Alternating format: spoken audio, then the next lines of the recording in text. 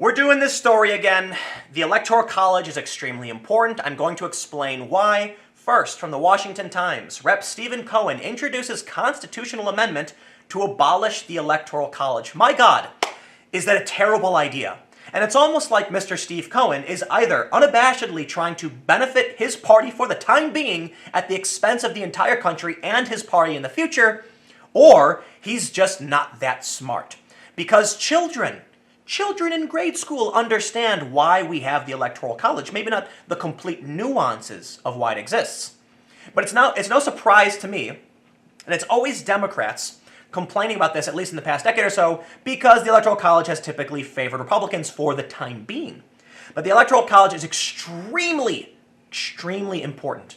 I'm going to explain to you why, but first let's read this news. Oh, also, one of the first things they proposed was impeaching Trump right away. It's like, come on! Can we have some real legislation and stop culture warring, I guess? A Democratic House member introduced two proposed constitutional amendments on his party's first day in power, one of which would abolish the Electoral College. Stephen Cohen, Tennessee Democrat and a Judiciary Committee member, said in a statement that proposal was inspired by his party's defeats in two presidential elections in the past generation, Al Gore in 2000 and Hillary Clinton in 2016. In those races, the winner of the popular vote did not win the election because of the distorting effect of the outdated Electoral College. Wrong. Americans expect and deserve the winner of the popular vote to win office because they don't know history or they don't... If you really expect the popular vote to win, you know nothing of the American system. And I just recommend you go and read about it. I'm going to explain it in a second. More than a century ago, we amended our Constitution to provide the direct election of U.S. senators. It is past time to directly elect our president and vice president, Mr. Cohen said in a statement. No. The other amendment proposal is also squarely aimed at Trump. It would bar a president from pardoning himself or numerous close associates. I'm not too opposed to that. I don't think the president should have the power to pardon his, it's a conflict of interest. However, I guess then you have the problem of restricting executive authority over the executive branch, and it can become cumbersome, but, I don't know. It apparently would not follow the custom, as did the 22nd Amendment, limiting presidential terms, for example, of having the bipartisan gesture of a grandfather clause stating it would not apply to current office holders. Presidents should not pardon themselves, their families, their administration, or campaign staff. This constitutional amendment would expressly prohibit this and any future president from abusing the pardon power, he wrote. Constitutional amendments being passed through Congress require approval by 2/3 of both chambers and then by 3/4 of state legislatures, meaning measures perceived as essentially partisan have no realistic chance of passage. Yes. First, let's give an honorable mention to the Democrats for making these ridiculous proposals as soon as they took over the House. Why are you...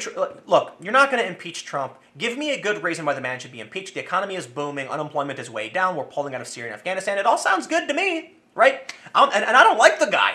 I don't like the guy personally. I think he's got a bad attitude. I think he's got a bad character. And I'm not a fan of what he was doing with Saudi Arabia and Yemen. But then he kind of turned things around with Syria and Afghanistan. Now I'm like, oh, anti-war stuff. Okay, that's pretty good. Now, I'll tell you my honest opinion. I think the reversal on Syria and Afghanistan, more so Syria because Trump did fire Tomahawk missiles at Syria, I think it has to do with the American budget. I think Trump's trying to cut costs. Hey, let's stop wasting money over there and start spending money over here. And that makes sense to me. But again, it's my opinion. But I will admit that I'm very happy with the decision to pull out of the Middle East, for the most part. I'm a center-leftist. I'm not very strong in a lot of my opinions. Let's also give an honorable mention to the sore losers who are upset that they didn't win the Electoral College, so now they're literally trying to abolish it. It's no surprise to anybody that if you ask Democrats, should we abolish the Electoral College, they'll say yes. But I need to explain to you why the thing is so damn important. And to do so, first, for those that don't know what the Electoral College is, basically, when a state votes overwhelmingly for one or the other party, their electors will vote in response. So what happens is you have, I believe, 538 Electoral College members, and then you need 270 to win. This is actually really, really good and important. Some states have a ridiculous amount of citizens and a smaller proportion of electors compared to states like... So typically, a place like Wyoming is going to have a disproportionate amount of electors compared to their population than, say, California. When you frame it like that, people in California who are overwhelmingly blue go, but we've got 30+ million people who voted for Hillary Clinton. Why didn't Hillary Clinton win the popular vote? And it's simple. We don't want specific regions to hold power over other regions. So let's say we get rid of the Electoral College. What happens? Now you only see campaigning in Los Angeles, Chicago, and New York, and then maybe some smaller but still big cities. Why? If all that matters is you win the popular vote, then the politicians ignore the less populated states. And that means the interests of these less populated states, which typically will be at odds with big cities because you have different industries there. And I'll give you a really, really good example. I was in California during the drought a few years ago. I produced a series of videos. They're on my main YouTube channel. We interviewed farmers about the difficulties in farming. And there was an environmental disaster looming on two fronts. The first problem we experienced was that farmers couldn't use surface water from rain. There was very little rain, but they did have surface water. They couldn't use it. Why? Well, it is complicated, but one of the problems is that San Diego and Los Angeles, much, much bigger than Tulare County. I believe Tulare County has something like 300,000 people, but it's one of the biggest pieces of the Californian economy. It's very important. I believe it produces a third of the U.S. economy, like some ridiculous number. Maybe the U.S., but like in California, they produce a massive amount of crops that go all over the world, okay, and dairy. They make most of California's money. But because L.A. had something like, the county has like 13 million people, when it came to a straight popular vote of the state, when people said, how should we vote? Should we allow farmers to use their fresh water from the sky and from the air and their surface to water their crops and grow the food that we need for our economy? Or should we make sure that water goes to the people of California? Essentially what happened was the cities outvoted the tiny, tiny communities saying, we get the water. Now there's one good argument. You've got 13 million people, they need drinking water. Maintaining the drinking water of people is more important, I think it's fair, than growing crops. If the economy tanks, but you have water to drink, well, at least you're still alive. If you don't have water to drink, you won't have an economy either, so the prioritization can make sense to a certain degree. However, farmers responded by pulling fresh water from the ground in ridiculous numbers. At one point, we talked to a guy who drilled a hole that was like 5,000 feet deep to find water. This had another devastating impact. The poor people in Tulare County, like East Porterville, had no water.